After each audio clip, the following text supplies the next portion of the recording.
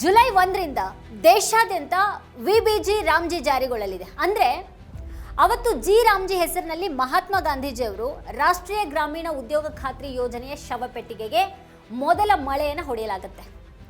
ನೂತನ ಜಿ ರಾಮ್ಜಿಯನ್ನ ಶತಾಯಗತಾಯ ವಿರೋಧಿಸಿದಂತಹ ಕರ್ನಾಟಕ ಸರ್ಕಾರ ಇದೀಗ ಬದಲಾವಣೆಯನ್ನ ರಾಜ್ಯದಲ್ಲಿ ಅನುಷ್ಠಾನಕ್ಕೆ ತರೋದಕ್ಕೆ ಸಿದ್ಧತೆಯನ್ನು ನಡೆಸ್ತಾ ಇದೆ. ವಿಬಿಜಿ ರಾಮ್ಜಿಯನ್ನ ಜುಲೈ 1ರಿಂದ ರಾಜ್ಯದಲ್ಲಿ ಜಾರಿಗೆ ತರಲಾಗುವುದು ಅಂತ ಗ್ರಾಮೀಣಾಭಿವೃದ್ಧಿ ಸಚಿವ ಈಶ್ವರ್ ಖಂಡ್ರೆ ಈಗಾಗಲೇ ಪ್ರಕಟಿಸಿದ್ದಾರೆ. 2006ರಿಂದ 2026ರವರೆಗೆ ಕೇಂದ್ರ ಸರ್ಕಾರ ನರೇಗಾ ಅಡಿಯಲ್ಲಿ 56,492 ಕೋಟಿ ರೂಪಾಯಿ ಭರಿಸಿದ್ರೆ ರಾಜ್ಯ ಸರ್ಕಾರ 4,821 ಕೋಟಿ ರೂಪಾಯಿಯನ್ನ ಭರಿಸಿ ಸುಮಾರು 182 ಕೋಟಿ ಮಾನವ ದಿನಗಳ ಉದ್ಯೋಗವನ್ನು ಒದಗಿಸಿತ್ತು.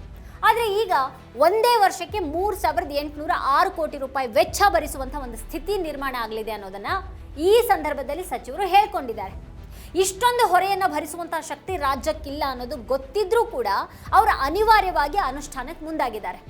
ಸಂಸತ್ತಿನಲ್ಲಿ ವಿಬಿಜಿ ರಾಮ್ಜಿ ಕಾಯ್ದೆ ತರೋ ಮುನ್ನ ಕೇಂದ್ರ ಸರ್ಕಾರ ರಾಜ್ಯಗಳ ಸಲಹೆಯನ್ನ ಪಡೆದಿಲ್ಲ, ರಾಜ್ಯಗಳನ್ನು ವಿಶ್ವಾಸಕ್ಕೆ ತೆಗೆದುಕೊಂಡಿಲ್ಲ. ಇದನ್ನ ಸುಪ್ರೀಂ ಕೋರ್ಟ್ನಲ್ಲಿ ಪ್ರಶ್ನೆ ಮಾಡಲಾಗ್ತಾ ಇದೆ. ಇದ್ರ ಜೊತೆಗೆ ಕೇಂದ್ರ ಸರ್ಕಾರ ಹಂತ ಹಂತವಾಗಿ ಕನಿಷ್ಠ 80-20ರ ಅನುಪಾತದಲ್ಲಾದ್ರೂ ರಾಜ್ಯಗಳ ನೆರವಿಗೆ ಬರಬೇಕು ಅಂತ ರಾಜ್ಯ ಸಚಿವರು ಆಗ್ರಹಿಸಿದ್ದಾರೆ. ವಿಬಿಜಿ ರಾಮ್ಜಿ ಕಾಯ್ದೆಯ ವಿರುದ್ಧ ರಾಜ್ಯ ತಳೆದಿದ್ದಂತಹ ನಿರ್ಧಾರ ರಾಜಕೀಯ ವಲಯದಲ್ಲಿ ಈಗ ಸಾಕಷ್ಟು ಚರ್ಚೆ ಕಾರಣ ಆಗಿತ್ತು. ಇದು ರಾಜ್ಯಪಾಲರು ಮತ್ತೆ ಸರ್ಕಾರದ ನಡುವಿನ ತಿಕ್ಕಾಟಕ್ಕೂ ಕೂಡ ಕಾರಣ ಆಗಿತ್ತು. ಈ ಕಾಯ್ದೆಯ ವಿರುದ್ಧ ರಾಜ್ಯ ಸರ್ಕಾರ ಕರೆದಿದ್ದಂತಹ ವಿಶೇಷ ಅಧಿವೇಶನದಲ್ಲಿ ಸರ್ಕಾರ ಸಿದ್ಧಪಡಿಸಿದಂತಹ ಭಾಷಣವನ್ನ ಓದೋದಿಕ್ಕೆ ರಾಜ್ಯಪಾಲ ಥಾವರ್ ಚಂದ್ ಗೆಹ್ಲೋಟ್ ಅವರು ನಿರಾಕರಿಸಿದ್ರು. ಭಾಷಣದ ಮೊದಲ ಒಂದೆರಡು ಸಾಲುಗಳನ್ನು ಓದಿ ಅರ್ಧದಲ್ಲೇನೆ ಭಾಷಣವನ್ನ ನಿಲ್ಲಿಸಿ ಹೊರಟು ಹೋದ್ರು ಅವರು. ರಾಜ್ಯಪಾಲರ ಈ ವರ್ತನೆ ತೀವ್ರ ಟೀಕೆಗಳಿಗೆ ಕಾರಣ ಆಗಿತ್ತು. ನೆರೆಯ ತಮಿಳುನಾಡು, ಕೇರಳ ಕೂಡ ವಿಬಿಜಿ ರಾಮ್ಜಿ ವಿರುದ್ಧ ನಿರ್ಣಯಗಳನ್ನು ಅಂಗೀಕರಿಸಿದ್ವು. ಆದರೆ ಕೇಂದ್ರ ಸರ್ಕಾರ ರಾಜ್ಯಪಾಲರನ್ನ ಬಳಸಿಕೊಂಡು ಆಕ್ರೋಶವನ್ನ ದಮನಿಸುವಂತ ಒಂದು ಪ್ರಯತ್ನವನ್ನ ನಡೆಸಿತು. ವಿಪರ್ಯಾಸ ಏನು ಅಂತ ಅಂದ್ರೆ ರಾಜ್ಯಕ್ಕೆ ಹೊರೆ ಬೀಳುವಂತ ಈ ಒಂದು ಕಾಯ್ದೆಯನ್ನ ಬಿಜೆಪಿಯ ಸಂಸದರು ಕೂಡ ವಿರೋಧ ಮಾಡಬೇಕಾಗಿತ್ತು. ಹೇಗೆ ಇದು ರಾಜ್ಯದ ಬೊಕ್ಕಸದ ಮೇಲೆ ಹೊರೆಯನ್ನ ಹಾಕುತ್ತೆ ಮಾತ್ರ ಅಲ್ಲದೇನೆ ಕಾರ್ಮಿಕರ ಕೆಲಸದ ಹಕ್ಕುಗಳನ್ನ ಕಿತ್ಕೊಳ್ಳುತ್ತೆ ಅನ್ನೋದನ್ನ ಬಿಜೆಪಿ ನಾಯಕರು ಕೇಂದ್ರ ಸರ್ಕಾರಕ್ಕೆ ಮನವರಿಕೆಯನ್ನು ಮಾಡಿಕೊಡ್ಬೇಕಾಗಿತ್ತು. ಆದ್ರೆ ಅವರು ಕೇಂದ್ರದ ವಕಾಲತನ ವಹಿಸಿ ರಾಜ್ಯದ ಕಾರ್ಮಿಕರ ಹಿತಾಸಕ್ತಿಯನ್ನ ಕಡೆಗಣಿಸಿದ್ರು.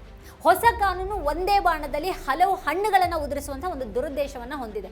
ಇಲ್ಲಿ ಮುಖ್ಯವಾಗಿ ಯುಪಿಎ ಸರ್ಕಾರ ಜಾರಿಗೆ ತಂದಂತ ಮಹಾತ್ಮ ಗಾಂಧಿ ರಾಷ್ಟ್ರೀಯ ಗ್ರಾಮೀಣ ಉದ್ಯೋಗ ಖಾತ್ರಿ ಯೋಜನೆ ಈಗಾಗಲೇ ಜಾಗತಿಕವಾಗಿ ಪ್ರಶಂಸೆಗೆ ಒಳಗಾಗಿತ್ತು.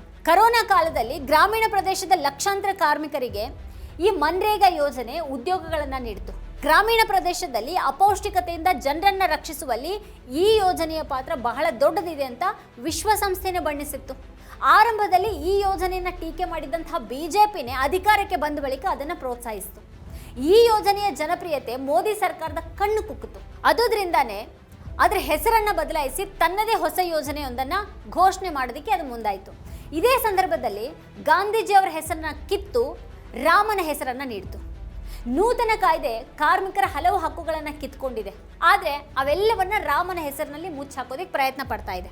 ಇನ್ನು ನೂತನ ಕಾಯ್ದೆಗೆ ರಾಮನ ಹೆಸರಿಟ್ಟಿರೋದೇ ವಿರೋಧಿಗಳ ಆಕ್ರೋಶಕ್ಕೆ ಕಾರಣ ಅಂತ ಜನರನ್ನ ನಂಬಿಸುವಂತ ಒಂದು ಪ್ರಯತ್ನ ಮಾಡ್ತಾ ಇದೆ.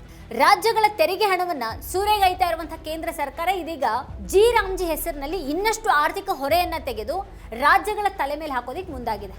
ನರೇಗಾ ಯೋಜನೆಯ ಕಾರ್ಮಿಕರ ಉದ್ಯೋಗಗಳನ್ನು ಹಂತ ಹಂತವಾಗಿ ಇಳಿಸುವಂಥ ಒಂದು ಸಂಚಿನ ಭಾಗವಾಗಿ ಈ ಯೋಜನೆಯನ್ನು ಜಾರಿಗೆ ತರೋದಕ್ಕೆ ಈಗ ಮುಂದಾಗಿದೆ. ಇಲ್ಲಿಯವರೆಗೆ ಕಾಮಗಾರಿ ಎಲ್ಲಿ ಯಾವಾಗ ಅನುಷ್ಠಾನ ಮಾಡಬೇಕು ಅನ್ನೋದರಲ್ಲಿ ಸ್ಥಳೀಯ ಸಂಸ್ಥೆಗಳ ಪಾತ್ರ ದೊಡ್ಡದಿತ್ತು. ಆದರೆ ಇದೀಗ ಸ್ಥಳೀಯ ಸಂಸ್ಥೆಯ ಅಧಿಕಾರವನ್ನು ಕಿತ್ಕೊಂಡಿದೆ. ರಾಜ್ಯಗಳಿಗೆ ನೀಡುವಂತಹ ಅನುದಾನದ ಮೊತ್ತವನ್ನು ಪ್ರತಿ ವರ್ಷ ತಾನೇ ಮುಂಚಿತವಾಗಿ ನಿರ್ಧಾರ ಮಾಡಲಿದ್ದು, ಕೂಲಿ ನೀಡಿಕೆಯು ಅನುದಾನದ ಲಭ್ಯತೆಯ ಆಧಾರದಲ್ಲಿ ಮುಂದುವರಿಯಲಿದೆ. ಈಗಾಗಲೇ ಇದು ಹಲವು ರಾಜ್ಯಗಳಿಗೆ ಮನ್ರೇಗಾದ ಕೂಲಿಯ ಕೋಟ್ಯಾಂತರ ಹಣವನ್ನ ಕೇಂದ್ರ ಸರ್ಕಾರ ಬಾಕಿ ಉಳಿಸಿದೆ. ಸರಿಯಾದ ಸಮಯಕ್ಕೆ ಕೂಲಿ ಪಾವತಿ ಆಗೋದಿಲ್ಲ ಅನ್ನೋ ಕಾರಣಕ್ಕೆ ಕಾರ್ಮಿಕರು ಮನ್ರೇಗಾ ಯೋಜನೆಗೆ ಹೆಸರು ದಾಖಲಿಸೋದ್ರಿಂದ ಹಿಂದೆ ಸರಿತಾ ಇದ್ದಾರೆ. ಈಗ ಇದನ್ನೇ ಮುಂದಿಟ್ಟು ಗ್ರಾಮೀಣ ಪ್ರದೇಶದಲ್ಲಿ ನರೇಗಾದ ಬಗ್ಗೆ ಉತ್ಸಾಹ ಪ್ರದರ್ಶಿಸ್ತಾ ಇಲ್ಲ ಅಂತ ಲೋಕಸಭೆಯಲ್ಲಿ ಹೇಳ್ಕೊಂಡಿತ್ತು. ಉದ್ಯೋಗಾಕಾಂಕ್ಷಿಗಳ ಅಂಕಿ ಸಂಖ್ಯೆಗಳ ಬಗ್ಗೆ ತಪ್ಪು ಮಾಹಿತಿಗಳನ್ನ ನೀಡಿ ನರೇಗಾಗೆ ಆರ್ಥಿಕ ಬೆಂಬಲವನ್ನ ನೀಡದೇ ಇರೋದನ್ನ ಸಮರ್ಥಿಸಿಕೊಂಡಿತ್ತು. ನೂತನ ವಿಬಿಜಿ ರಾಮ್ಜಿ ಕಾಯ್ದೆಯನ್ನ ಜಾರಿಗೊಳಿಸುವಂತಹ ಸಂದರ್ಭದಲ್ಲಿ ಬಾಕಿ ಉಳಿಸಿದಂತಹ ಹಣದ ಗತಿ ಏನು ಅನ್ನೋದ್ರ ಬಗ್ಗೆ ಕೇಂದ್ರದಿಂದ ಯಾವುದೇ ಸ್ಪಷ್ಟನೆ ಇಲ್ಲ. ಈಗಾಗಲೇ ಕೇಂದ್ರದ ನಿರ್ಧಾರದ ವಿರುದ್ಧ ಬಿಜೆಪಿ ಅಧಿಕಾರದಲ್ಲಿರುವಂತಹ ರಾಜ್ಯಗಳು ಕೂಡ ತಮ್ಮ ಆಕ್ಷೇಪವನ್ನು ವ್ಯಕ್ತಪಡಿಸಿವೆ. ಬಿಹಾರ, ಮಧ್ಯಪ್ರದೇಶ, ಜಾರ್ಖಂಡ್ ರಾಜ್ಯಗಳು ಹೊಸ ನಿಧಿ ಹಂಚಿಕೆ ಮಾದರಿಯನ್ನ ಮರುಪರಿಶೀಲಿಸಬೇಕು ಅಂತ ಆಗ್ರಹಿಸಿವೆ. ಉತ್ತರಾಖಂಡ್ ಸರ್ಕಾರ ಅಂತೂ ಪೂರ್ಣ ವೆಚ್ಚವನ್ನ ಕೇಂದ್ರ ಸರ್ಕಾರನೇ ಭರಿಸಬೇಕು ಅಂತ ಕೋರಿದೆ. ಬಿಹಾರವು ದಿನಗೂಲಿಯನ್ನ 255 ರೂಪಾಯಿಯಿಂದ 413 ರೂಪಾಯಿಗೆ ಹೆಚ್ಚು ಮಾಡೋದಕ್ಕೆ ಕೋರಿದ್ರೆ, ಜಮ್ಮು ಮತ್ತು ಕಾಶ್ಮೀರ 272 ರೂಪಾಯಿನಿಂದ 311 ರೂಪಾಯಿಗೆ ಹೆಚ್ಚು ಮಾಡಬೇಕು ಅಂತ ಕೇಳ್ಕೊಂಡಿದೆ. ಜಾರ್ಖಂಡ್ ಮತ್ತು ಪಂಜಾಬ್ ಸರ್ಕಾರಗಳು ಮಾರುಕಟ್ಟೆ ದರಕ್ಕೆ ಅನುಗುಣವಾಗಿ ವೇತನವನ್ನು ನಿಗದಿಪಡಿಸಬೇಕು ಅಂತ ಒತ್ತಾಯ ಮಾಡಿವೆ. ಆದರೆ ಇವೆಲ್ಲ ಆಗ್ರಹ ಆಕ್ಷೇಪಗಳಿಗೆ ಕೇಂದ್ರ ಸರ್ಕಾರ ಜಾಣಕಿಯೂಡನ್ನು ಪ್ರದರ್ಶಿಸಿ ಈ ವಿಬಿಜಿ ರಾಮ್ಜಿ ಕಾಯ್ದೆಯನ್ನು ಅನುಷ್ಠಾನಗೊಳಿಸೋದಕ್ಕೆ ಹೊರಟಿದೆ. ಅಂದರೆ ಕೇಂದ್ರ ಸರ್ಕಾರದ ಅಂತಿಮ ಉದ್ದೇಶ ಉದ್ಯೋಗ ಖಾತರಿ ಅಲ್ಲ, ಉದ್ಯೋಗಗಳಿಗೆ ಕತ್ರಿ ಅನ್ನೋದು ಮೇಲ್ನೋಟಕ್ಕೆ ಸ್ಪಷ್ಟ ಆಗುತ್ತೆ. ಈಗ ರಾಮನ ಕೈಗೆ ಕತ್ರಿಯನ್ನ ಕೊಟ್ಟು ಗ್ರಾಮೀಣ ಕಾರ್ಮಿಕರ ಉದ್ಯೋಗಗಳಿಗೆ ಸಂಚಕಾರ ತರೋದಕ್ಕೆ ಕೇಂದ್ರ ಹೊರಟಿದೆ. ಈಗ ವೀಕ್ಷಕರೇ, ಈ ಕುರಿತು ನಿಮ್ಗೆ ಏನು ಅನ್ಸುತ್ತೆ, ಏನು ಅಭಿಪ್ರಾಯ ಇದೆ, ಅದನ್ನು ವಿಡಿಯೋ ಕೆಳಗಡೆ ಕಮೆಂಟ್ ಮಾಡಿ ನಮಗೆ ತಿಳಿಸಿ. ಇದೇ ಹೊತ್ತಿನ ಸ್ಪೆಷಲ್ ನೋಡ್ತಾ ಇರಿ ವಾರ್ತಾಭಾರತಿ. ನೀವಿನ್ನೂ ವಾರ್ತಾಭಾರತಿ ಯೂಟ್ಯೂಬ್ ಚಾನಲನ್ನು ಸಬ್ಸ್ಕ್ರೈಬ್ ಮಾಡಿಲ್ಲ ಅಂದರೆ ಈ ಕೂಡಲೇ ಸಬ್ಸ್ಕ್ರೈಬ್ ಮಾಡಿ, ಹಾಗೆ ಪಕ್ಕದಲ್ಲೇ ಇರುವಂಥ ಬೆಲ್ ಐಕಾನ್ನ ಪ್ರೆಸ್ ಮಾಡಿ ನಮ್ಮನ್ನು ಪ್ರೋತ್ಸಾಹಿಸಿ.